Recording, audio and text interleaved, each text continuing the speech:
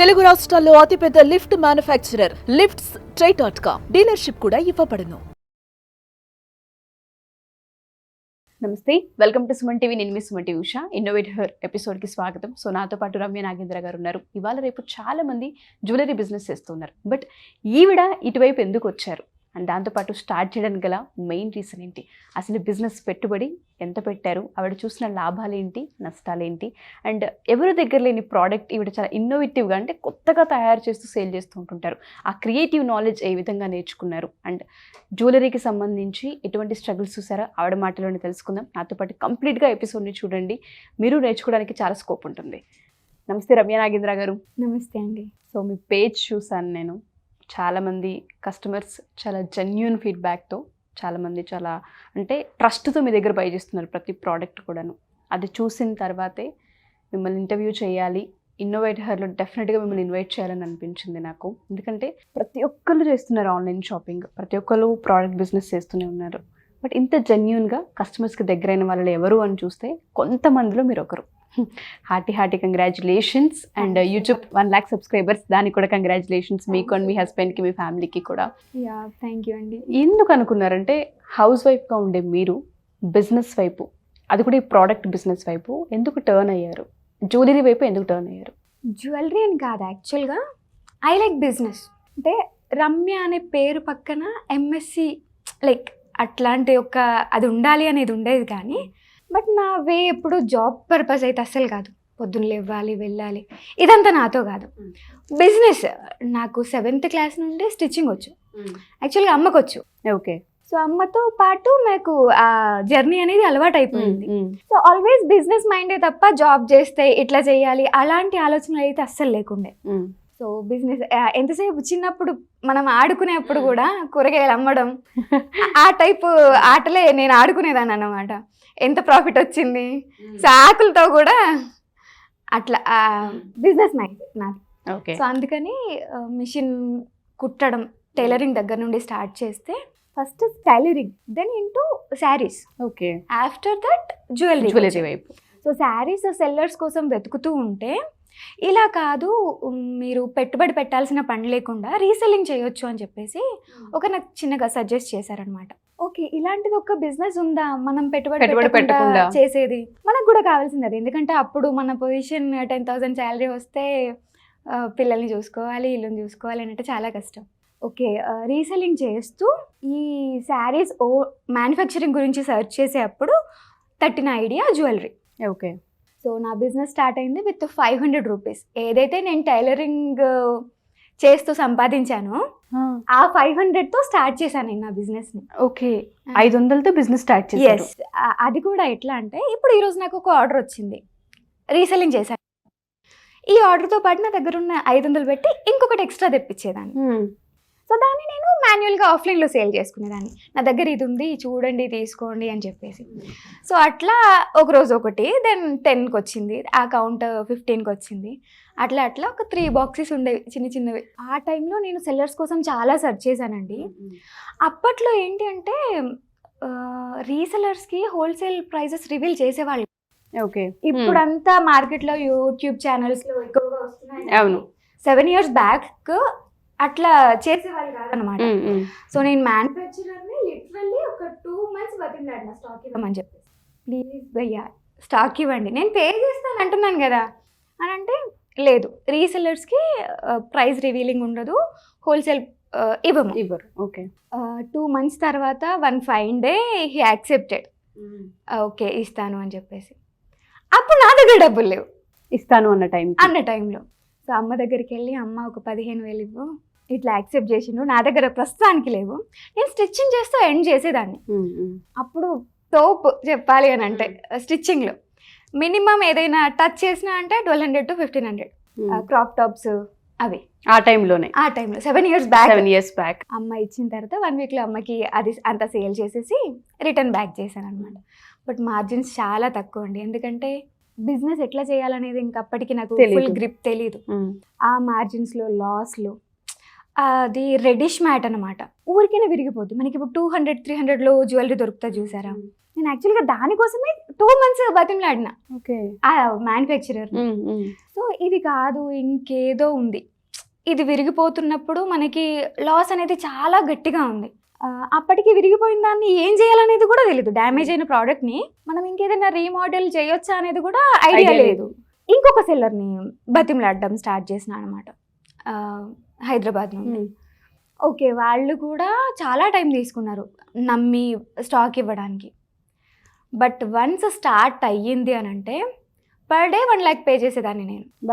అంత బాగా జరిగింది బిజినెస్.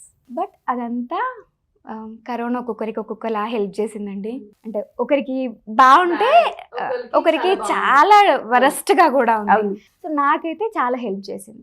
ఓకే, ఆ టైంలో ఆన్లైన్ బిజినెస్ అనేది మీకు బాగా హెల్ప్ అయింది. నేను అంటే నా అదృష్టమో ఏమో తెలియదు కానీ ఈ కరోనా స్టార్ట్ అయ్యే కంటే ఎగ్జాక్ట్లీ 1 month బిఫోర్ నేను లైవ్ చేయడం స్టార్ట్ చేసిన. ఓకే.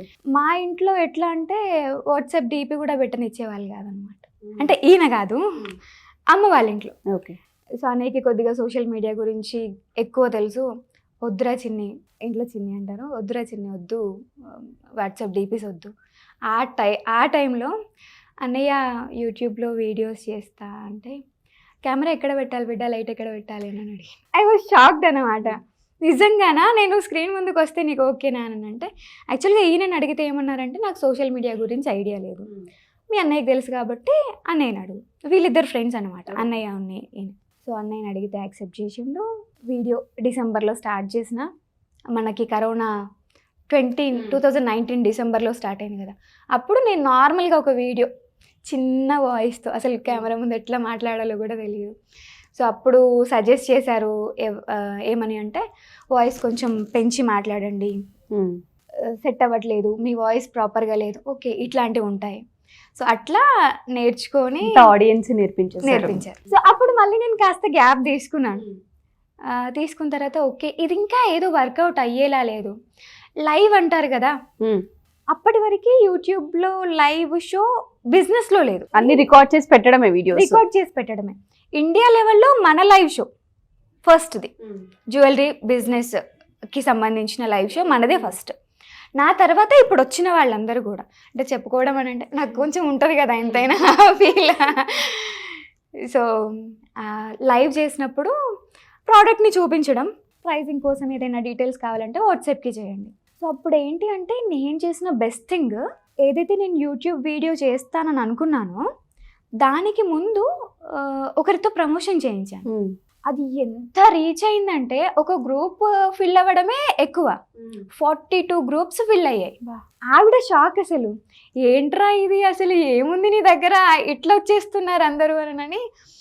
పాపం ఆవిడ చాలా సపోర్టివ్గా, అంటే వీడియో చేసినామా అయిపోయిందా అట్లా కాదు, ఈరోజు ఈ గ్రూప్ ఫిల్ అయిపోయిందిరా కొత్త గ్రూప్ చేయి, ఈరోజు ఈ గ్రూప్ ఫిల్ అయిపోయిందిరా కొత్త గ్రూప్ చేయి, ఇట్లా with in 1 week 42 groups fill అయ్యాయి అన్నమాట. ఆ టైంలో నేను యూట్యూబ్ లైవ్ స్టార్ట్ చేసి ఆ లింక్ని ఈ గ్రూప్స్లో పోస్ట్ చేసేదాన్ని. సో మంచిగా రీచ్ అయ్యేది. ఓకే. సో అది బెస్ట్ పార్ట్. మీరు అన్నట్టుగానే ఒక బిజినెస్ వైపు వచ్చారు. ఫస్ట్ మీరు చేసిన స్టిచ్చింగ్, దాని తర్వాత శారీ బిజినెస్, దాని తర్వాత ఇటు జ్యువెలరీ వైపు టర్న్ అయ్యారు. ఎందుకు అనిపించింది బిజినెస్ చేయాలి, బిజినెస్ వైపు రావాలి అంటే? మీరు స్టార్టింగ్ ఒక వర్డ్ యూస్ చేస్తారు, అసలు కెమెరా అంటే ఏంటో తెలీదు, బిజినెస్ పైన అంటే ఎలా చేయాలి అనేది తెలియదు. అటువంటిది ఇండియా లెవెల్లో లైవ్ పెట్టుకుని అంత యూట్యూబ్లో అంత దాకా వచ్చారు అంటే రీజన్స్ ఏంటి అండి?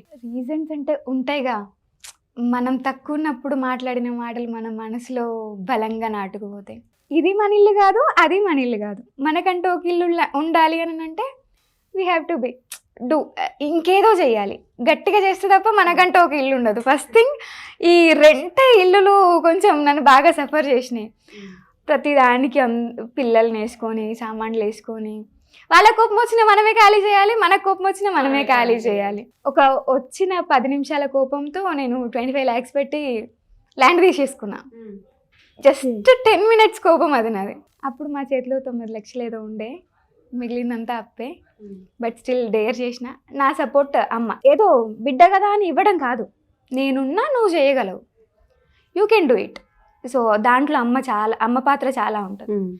సో 9 లక్షలు ఉన్నాయి కదా, 25 లక్షలు పెట్టి మనం ల్యాండ్ తీసుకుంటామా అని అంటే ఏం కాదు బిడ్డ, నీతోటి అవుతుంది అని చెప్పేసి వెనకాల నుండి నడిపించింది. సో దానికోసం ఆ టార్గెట్ పెట్టుకున్నాం కదా, సో మనం ఇంకేదో చేయాలి డెఫినెట్గా. సో చేయాలి అని అంటే గట్టిగా కష్టపడాలి. నైట్ 4-5 వరకు, ఎర్లీ మార్నింగ్ 4-5 వరకు కూడా నేను రిప్లైస్ ఇస్తూ కూర్చుండేదాన్ని. అప్పుడు ఈవెన్ ఒక 10 months బ్యాక్ వరకు కూడా నేను 2-3 వరకు వర్క్ చేసేదాన్ని. అంత ఈజీగా అయితే ఏది రాదు. పిల్లలు చిన్నోడికి 2 months క్రాస్ అయినాయి అంతే నేను శారీస్ బిజినెస్ స్టార్ట్ చేసినప్పుడు. బాగా చిన్న పిల్లోడు వాడు ఆ చీరలలోనే పెరిగిండు చెప్పాలి అంటే. శారీస్ అంటే ఏదో బొట్టిక్ రేంజ్లో కాదు, 200 rupees saris, 300 rupees saris. 2 months బాబుని వేసుకొని ఈ పొజిషన్ వినండి, బాగుంటుంది. అంటే నాకు హ్యాపీ అనిపిస్తుంది కూడా. వెనకాల నేను, నా ముందు చిన్నోడు, ముందొక శారీస్ గట్ట అంటారు ఆ బ్యాగ్, దాని ముందు మా ఆయన, దాని ముందు ఇంకొక శారీ గట్ట, పక్కన ఇంకొకటి, అంటే సైడ్కి మనం కట్టుకుంటాం కదా. నేను అటొక కాలు ఇటొక కాలు వేసి కూర్చొని ఇదంతా బైక్ పైన. సో అది సినారియో. వేర్ 50 kilometers అవే జగిత్యాల నుండి. అక్కడ నుండి తీసుకొని వచ్చేవాళ్ళం అన్నట్టు స్టాక్. వాడు ఏడుస్తున్నాడు, యాక్చువల్గా నొప్పి అవుతుందో ఏమో, ఇట్లా పట్టుకొని ఉన్నా నేను. ఇవన్నీ ఉన్నాయి, టైట్ అయిపోద్ది కదా బైక్ కాబట్టి. నొప్పి అవుతుందేమో, ఏడుస్తున్నాడు. సరే పాల కోసం ఏడుస్తున్నాడు అని చెప్పి అర్థమయ్యి ఎక్కడో చోట ఆపి అక్కడ ఆ ఓనర్స్ని పర్మిషన్ అడిగి వాళ్ళ మెట్ల పైన కూర్చొని పాలిచ్చి మళ్ళీ తీసుకొని ఆ వర్షము ఇవన్నీ ఫేస్ చేసినాం అన్నమాట. సో ఉమెన్, నాకు ఇది సరిగా లేదు, నేను ఇది చేయలేను, అసలు పాసిబిలిటీ లేదు అనేదే లేదు నిజానికి.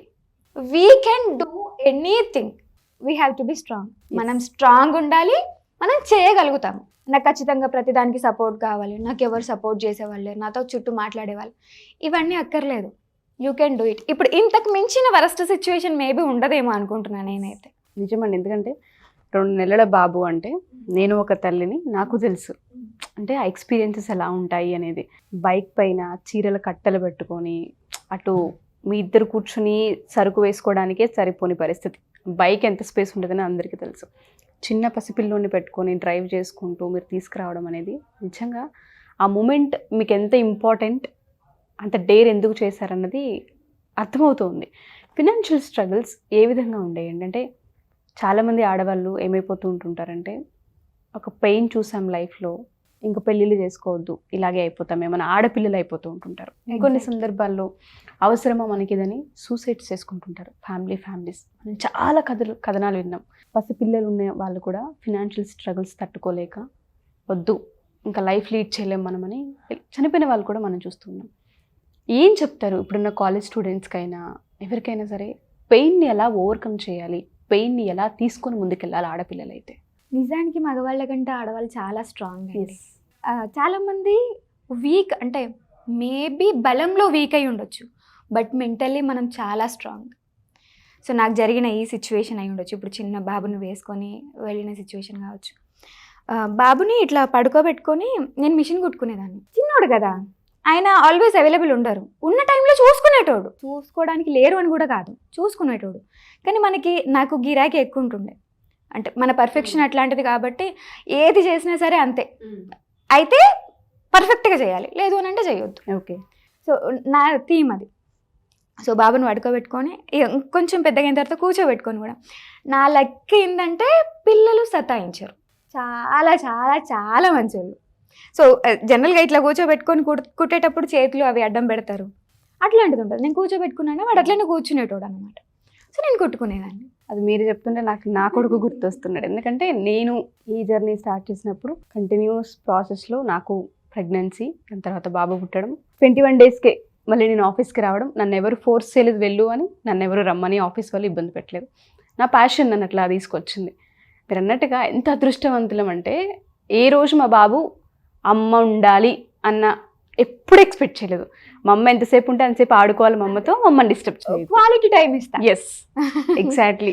పిల్లలకి ఇద్దరం కూడా మేబీ ఇంకెవరైనా సరే ఈ జాబ్ పర్పస్లో ఉండే వాళ్ళకి ఇంత టైం ఉండదేమో, కానీ we spend quality time with our kids. Me journey నిజంగా చాలా ఇన్స్పిరేషన్ అండి. సో ప్రోడక్ట్ సేల్ చేసే ప్రాసెస్లో అయినా సరే, ఆన్లైన్ మనం పంపించే ప్రాసెస్లో అయినా సరే, కస్టమర్ ఎప్పుడైనా మీరు చూపించింది ఒకటి, క్వాలిటీ చూస్తే ఇంకొకలా ఉందని, ఏదైనా బ్యాడ్ బిహేవియర్, బ్యాడ్గా మాట్లాడడం ఎప్పుడైనా ఎక్స్పీరియన్స్ చేస్తారా దాన్ని? ఇప్పుడు నేను ఒకటి చెప్తానండి, మనం ఎంత పెడుతున్నాం అమౌంట్, దానికి గోల్డ్ రేంజ్ క్వాలిటీని ఎక్స్పెక్ట్ చేయడం అనేది మిస్టేక్. ఇప్పుడు మనం 6,000 పెట్టి ఒక శారీ తీసుకున్నామంటే దాని క్వాలిటీ, 600 పెట్టి తీసుకున్నాము అని అంటే దాని క్వాలిటీ.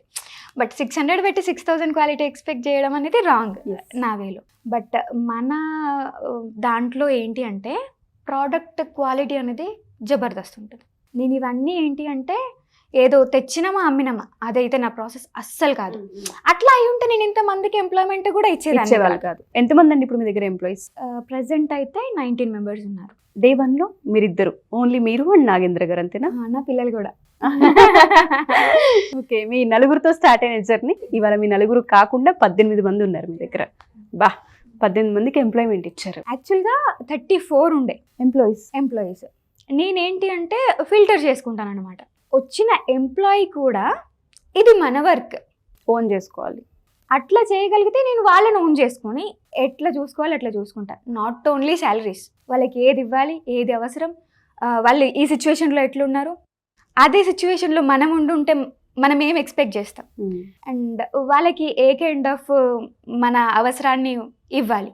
సో ఇది చూసుకొని నేను అట్లా చూసుకుంటా. వన్స్ నా దగ్గరకు వచ్చిందంటే వాళ్ళకి గవర్నమెంట్ జాబ్ వచ్చినట్టు. గ్రేట్ అండి. అంత ఈజీగా తీసేయను. బట్ వాళ్ళ బిహేవియర్ అనేది కొద్దిగా బాగాలేదు అని అంటే ఇంకా కొద్దిగా షార్ట్ టెంపర్ పంపించేస్తారు. బట్ నాతో బాగున్నారు అని అంటే మాత్రం డెఫినెట్గా ఇంకా అసలు వదిలేసి వెళ్ళలేరు. నేను ఈవెన్ మా ఇంట్లో మెయిడ్ని తీసేస్తా అన్నా సరే వాళ్ళు ఏదైనా చిన్న చిన్నవి చేసినప్పుడు ఏడుస్తారు వాళ్ళు, మీ దగ్గర నుండి నేను వెళ్ళను, ప్లీజ్ ఈ తప్పు మళ్ళీ చేయను. సో అంత బాగుంటాను అన్నమాట. ఎంత ఉంటుంది ఒక్కొక్కల శాలరీ మీ దగ్గర? పిల్లల్ని తక్కువ కనుక చూసుకుంటే ఎంత పే చేస్తున్నారు? అంటే 8,000 నుండి స్టార్ట్. ఓకే, 15,000 వరకు. సుమా అని మంచి పార్ట్నర్ దొరికింది నాకు. అంటే బిజినెస్ పార్ట్నర్ అని కాదు కానీ వర్క్ పార్ట్నర్. ఇది చెయ్యాలి అంటే చేద్దాం అంటే మన వెనకాల ర్యాప్ ఉండాలి కదా, అది బాగా అనిపిస్తుంది నాకు. సో తనతోనే స్టార్ట్ అయింది యాక్చువల్గా. వర్కర్స్ని పెట్టుకోవడం అనేది కూడా నేను తనతోటే స్టార్ట్ చేసిన. నా ఫస్ట్ ఎంప్లాయీ సుమా అని, ఇప్పుడు మన మేనేజర్. ఓకే, ఈ వర్క్ చేయడం కూడా అంటే ఇప్పుడు హ్యాండ్మేడ్ అంటున్నాను, బీట్స్ అల్లాలి, ఇది ఉందా, దీన్నంతా అల్లాలి. సో అల్లాలి అని అంటే అసలు దీనికి ఏం వాడతారు, ఈ మెటీరియల్ ఎక్కడ దొరుకుతుంది, దొరికిందని మనం ఎట్లా యూటిలైజ్ చేసుకోవాలి. సరే యూటిలైజ్ చేసినాము, అంత మేకింగ్ అయిపోయింది. ఇఫ్ ఇన్ కేస్ కలర్ పోతే కస్టమర్ నుండి మనకు వచ్చే రియాక్షన్ ఏంది. సో ఇవన్నీ చూసుకొని ఇప్పుడు నేను చేయించే తీగలో కూడా మనకి 1 kg తీగకి ఒక గ్రామ్ గోల్డ్ కూడా మిక్స్ అయి ఉంటుంది అనమాట.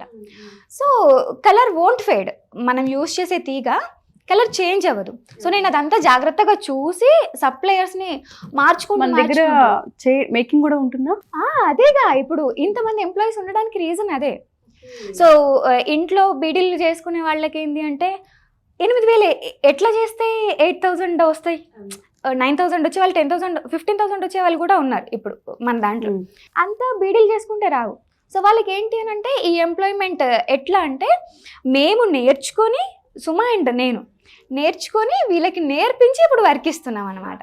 అక్కడ లేరు అసలు, ఈ వర్క్ వచ్చిన వాళ్ళే లేరు. ఇన్ఫాక్ట్ నాకు రాదు, బట్ పర్ఫెక్ట్గా నేర్చుకొని ఇస్తున్నాం అనమాట. డే 1 సిచ్యుయేషన్, ఇప్పుడు సిచ్యుయేషన్ కనుక చూసుకుంటే పరిస్థితులు ఏ విధంగా ఉన్నాయి? నేను ఎప్పుడూ ఒక తలకాయ నొప్పి పెట్టుకుంటా. సో కంపల్సరీ నాకు కావాలి అది, అది ఉంటేనే ఇంకా బాగుంటుంది నా ఫీలింగ్. తలకాయ నొప్పి రమ్య గారు అంటే ఈరోజు ఒక 200 రీచ్ అయినాం అనుకోండి, ఈరోజు 200 వచ్చింది, ఇక్కడికి ఆగిపోను, రేపు 300 రావాలంటే ఏం చేయాలి, ఇంకేం ఇవ్వాలి కస్టమర్కి సర్వీస్, వాళ్ళకి బెస్ట్ ప్రైస్లో ఇవ్వాలి అని అంటే మన సైడ్ నుంచి ఎఫర్ట్స్ ఎట్లా పెట్టాలి, యూనిక్గా ఉండాలి కలెక్షన్. ఇప్పుడు మీరు పేజ్ చెక్ చేయండి, మన పేజ్, మన దగ్గర ఉన్న కలెక్షన్ ఒక 5% తప్ప మిగిలిన 95% ఎక్కడా దొరకదు. All unique. ఈరోజు పడుకునేప్పుడు నా మైండ్లో ఒక విజన్ ఉంటుంది, రేపటికి కొత్త డిజైన్స్ ఏం చేయాలి, వాటికి సంబంధించిన మెటీరియల్ ఏముంది, లేనిదేంటి, ఉన్నదాంతో ఏం మేకింగ్ చేయొచ్చు. ఒకవేళ మనం మేకింగ్ చేసిన తర్వాత వచ్చే రెస్పాన్స్ని బట్టి మళ్ళీ మనం ఇంకెంత రీస్టాకింగ్ చేయించుకోవాలి, ఇది బెస్ట్ ప్రైస్లో ఇచ్చి కస్టమర్ని ఎట్లా అట్రాక్ట్ చేసుకోవాలి, వేసుకున్న తర్వాత వాళ్ళ ఒపీనియన్, వాళ్ళ ఫేస్ ఎక్స్ప్రెషన్ అండ్ వాళ్ళ ఫీడ్బ్యాక్స్ వింటుంటే ఇంకా సూపర్ సాటిస్ఫాక్షన్. ఏ రోజైనా అనిపించిందా ఇంత రిస్క్ మనకి ఎందుకు అవసరమా, చాలా ఎక్కువగా రిస్క్ Risky person తీసుకుంటున్నాను, ఏ రోజు గివప్ చేయాలనిపించలేదు ఎప్పుడు కూడా? అనిపించదు. ఇంట్లో వాళ్ళు ఎప్పుడైనా అవసరమా, టైం అంతా ఇక్కడ ఇన్వెస్ట్ చేస్తూ ఉన్నాం ఇంకా ఆపేద్దామని ఎవరైనా అన్నారా? నడుస్తే మొత్తం పైసలు వెనకాల పరిగెడుతున్నారు, మమ్మల్ని పట్టించుకుందాం బట్ Time దానికి ఒక ఉంది. టైం వస్తుంది. ఇప్పుడు ఏంటి అంటే నేను హార్డ్లీ ఒక 3 hours గట్టిగా వర్క్ చేశాను అనుకోండి, సరిపోద్ది. రిమైనింగ్ టైం అంతా నేను ఫ్యామిలీకి ఇచ్చుకోగలుగుతున్నా. ఒకప్పుడు ఒక 10 months బ్యాక్ వరకు కూడా అట్లా లేదు, ఇన్ఫ్యాక్ట్ 4 months బ్యాక్ కూడా లేదు. వెబ్సైట్ స్టార్ట్ చేసినప్పటి నుంచి వీఆర్ వెరీ ఫ్రీ. ఓకే. లేదు అని అంటే డైలీ ఒక 10,000 మెసేజెస్ వస్తే దాంట్లో బుక్ చేసేది 200 members హార్డ్లీ. బట్ ఫిల్టర్ చేయాలిగా మనం ఆ 10,000ని. ఆ 10,000లో ప్రతి ఒక్క మెసేజ్కి మనం రెస్పాండ్ అవ్వాల్సిందే. ఆ రెస్పాండ్ అయ్యే క్రమంలో ఏంటంటే ఎట్ ఏ టైం అందరికి ఇవ్వలేం కదా, సో డిలే అవుతూ ఉంటుంది. కమెంట్స్, మీరు రెస్పాన్స్ ఇవ్వట్లేదు, మీ నుంచి ఏం రెస్పాన్స్ రావట్లేదు, అసలు బిజినెస్ ఎందుకు చేస్తున్నారు, we know the struggle actually. దాని బ్యాక్ ఎండ్ ఎట్లా ఉంది అనేది మాకు తెలుసు. మేబీ ఇప్పుడు ఇది చూసిన తర్వాత కొంతమందికి అర్థమవుద్దేమో కానీ, బట్ చాలా ఆ నెగిటివ్ కమెంట్స్ వచ్చినప్పుడు చాలా హర్ట్ అయ్యేవాళ్ళం. అసలు దీనికి ఏం చేద్దాం, హర్టింగ్ అంటే అక్కడే ఆగిపోలేదు. వీళ్ళని సాటిస్ఫై, మన క్లయింట్స్ని సాటిస్ఫై చేయాలి అని అంటే, వాళ్ళకి బెస్ట్ సర్వీస్ ఇవ్వాలి అని అంటే website is the only one. But ఏంటి అంటే ఇప్పుడు అందరికీ నాలెడ్జ్ ఉండదు, వెబ్సైట్కి వెళ్ళి బుక్ చేసుకోవాలి అనే నాలెడ్జ్ అందరికీ తెలీదు. ఉండదు. అవును. ఇది కూడా ఎడ్యుకేట్ చేయాలి. మళ్ళీ వెబ్సైట్ స్టార్ట్ చేసినాము బట్ ఎలా బుక్ చేసుకోవాలన్న గైడెన్స్ మళ్ళీ మన నుంచే వెళ్ళాలి వాళ్ళకి, మళ్ళీ ఎడ్యుకేట్ Yes. చేయాలి వాళ్ళని. సో పర్లేదు, బాగుంది. వస్తుందా అండి వెబ్సైట్ త్రూ ఆర్డర్స్ వస్తున్నాయా? చాలా బాగుంది, ఇంతకు ముందు కంటే కూడా ఇప్పుడు ఇంకా బాగుంది. ఓకే. వాళ్ళకి యాక్చువల్గా ఈజీ అయిపోయింది. 500తో స్టార్ట్ చేసిన మీ జర్నీ ఏదైతే ఉందో, ఇప్పుడు ఇవాళ మనం చూసుకుంటే ఎంతవరకు సంపాదించారు, ఏ విధంగా ఉంది? ఎంతవరకు సంపాదించారు అని అంటే 2 lakhs followers, 1 lakh ఇది నా ఎర్నింగ్. ఇది మీ ఎర్నింగ్. అంతే. ఓకే. ఆఫ్లైన్ రీసెంట్ గా స్టార్ట్ చేసామన్నమాట జగిత్యాలో. ఓకే. ఇంతకు ముందంతా ఆన్లైనే ఉండేది. సో ఇప్పుడు ఆఫ్లైన్ స్టార్ట్ చేసిన తర్వాత మీరు భలే నవ్వుతారండి. మిమ్మల్ని చూస్తుంటే మా పక్కింటి అమ్మాయిని మా వాళ్ళే అన్నట్టు వాళ్ళ ఫీలింగ్ ఉంటుంది అనమాట. వాళ్ళు నన్ను అట్లా ఓన్ చేసేసుకున్నారు. అది సూపర్ హ్యాపీ యాక్చువల్గా. నిజంగా చాలా గ్రేట్. ఎందుకంటే మీ పేజ్ చూశాను, ఇప్పుడు దగ్గర ప్రోడక్ట్ ఏదో కొత్తగా ఉంది, బాగుంది అనిపించినవి చాలా ఉన్నాయి. నిజంగా అంత క్రియేటివ్గా చేయడం అనేది అది బ్రెయిన్తో కూడిన పని, చిన్న విషయం కాదు. 2 పిల్లల్ని, చిన్న వయసులో ఉన్న పిల్లల్ని అటు వాళ్ళకి టైం ఇస్తూ, ఇటు బిజినెస్ని చూసుకుంటూ, అటు ఫినాన్షియల్గా స్ట్రాంగ్ అవ్వాలని ప్రయత్నిస్తూ ముందుకు రావడం అనేది చిన్న జర్నీ అయితే కాదు. ఇది త్వరలో అన్ని ఏరియాస్లో మీ స్టోర్ ఉండాలని మనస్ఫూర్తిగా కోరుకుంటున్నాను నేను. ఎందుకంటే జ్యువెలరీ ఇవాళ రేపు అందరికీ అవసరమే. అందరూ గోల్డ్ వేసుకోవడానికి రెడీగా లేరు. ఇన్స్టెంట్గా ఏదైతే ఉంటుందో అది వేసుకొని తీసిపెట్టి అలా చూసుకుంటూ ఉంటారు. సో అలాంటి సెక్యూరిటీ కూడా లేదు కదా. ఎస్, ఎగ్జాక్ట్లీ, సెక్యూరిటీ కూడా లేదు. ఎవరైనా సరే ఆడవాళ్ళు మన ఈ వీడియో కనుక చూస్తూ ఉంటుంటే బిజినెస్ రంగాల్లో రాణించాలి అన్న, ఉమెన్ ఎంటర్‌ప్రెన్యూర్స్గా చాలా మంది కావాలనుకుంటూ ఉంటారు. బట్ డబ్బు ఉంటేనే అవుతామేమో అన్న అపోహ కూడా చాలా మందికి ఉంది. ఇప్పుడు కాదు అని ప్రూవ్ అయింది. సో మీ జర్నీ త్రూ, మీ ఎక్స్పీరియన్స్ త్రూ ఏం చెప్తారు? అందరికీ ఫ్యామిలీ సపోర్ట్ ఉండకపోవచ్చు, కొంతమందికి హస్బెండ్ సపోర్ట్ ఉండకపోవచ్చు, బట్ మీ విషయంలో హస్బెండ్ సపోర్ట్ 100కి 100% ఉంది. సో కొంతమందికి అది కూడా ఉండదు. తెర వెనుక మా ఆయన, తెర ముందు నేను. మీరు సో ఇది మా మోటో. ఏం చెప్తారండి ఆడవాళ్ళకి, ఈ వీడియో చూసే ఆడవాళ్ళందరికీ? ఏం చెప్తారు అని అంటే స్టే స్ట్రాంగ్. ఫస్ట్ వచ్చిన ఆ స్ట్రగుల్లా కాకుండా ఒక ఛాలెంజ్లా చూసుకుంటే వీ కెన్ డూ ఇట్. అక్కడే ఆగిపోవద్దు, దానికి ఏదో ఒక సొల్యూషన్ అయితే డెఫినెట్గా ఉంటుంది. ఇప్పుడు నాకు ఈరోజు 100 ఆర్డర్స్ వచ్చినాయి. ఈ 100 ఆర్డర్స్లో 80 మేకింగే ఉన్నాయి. But 80 making with in a day ఒక్కొక్కసారి చేయలేము. అట్లాంటప్పుడు కస్టమర్ నుండి డెఫినెట్గా ఏదో ఒక లేట్ అయింది అని చెప్పేసి వాళ్ళని హ్యాండిల్ చేస్తూ అండ్ స్టాఫ్ని ఇంక్రీజ్ చేసుకుంటూ చేసింది.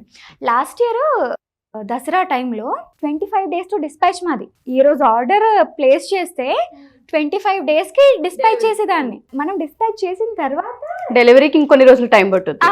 స్టిల్ అసలు నేను సూపర్ లక్కీ నిజంగా చెప్పాలంటే. వాళ్ళందరూ నన్ను నమ్మి వెయిట్ చేసినందుకు ఫస్ట్ ఆఫ్ ఆల్, చేసినందుకు ఎందుకంటే చాలా చాలా బుక్ చేసుకున్న 2-3 రోజులకు రాకపోతేనే అసలు ఏంటిది అని అనుకుంటూ ఉంటారు. 25 రోజులు మీకు డిస్పాచ్ చేయడానికి, మళ్ళీ అది ఆర్డర్ వెళ్ళడానికి ఒక 10 ఎంత లేదనుకో 1 వీక్ టైం పడుతుంది. ఈజీగా 1 మంత్ అయిపోతుంది. అవును, ఏరియాని బట్టి 1 మంత్ అయింది మేడం ఇంకా రాలేదు అని అంటే నాకే చాలా ఇదిగా అనిపించేది. సరే మనం దీన్ని 1 day to dispatch అనేది చేయడానికి కొంచెం టైం పడుతుందేమో కానీ 10 days to dispatch చేద్దాం ఫస్ట్ అయితే. 25 days ని హ్యాండిల్ చేయడం కంటే 10 days హ్యాండిల్ చేయడం ఈజీ. సో ఈ టైంలో ఏంది అని అంటే మనము అట్లీస్ట్ ఒక 3 months డాటా క్యారీ చేయాలి, కస్టమర్ డాటా.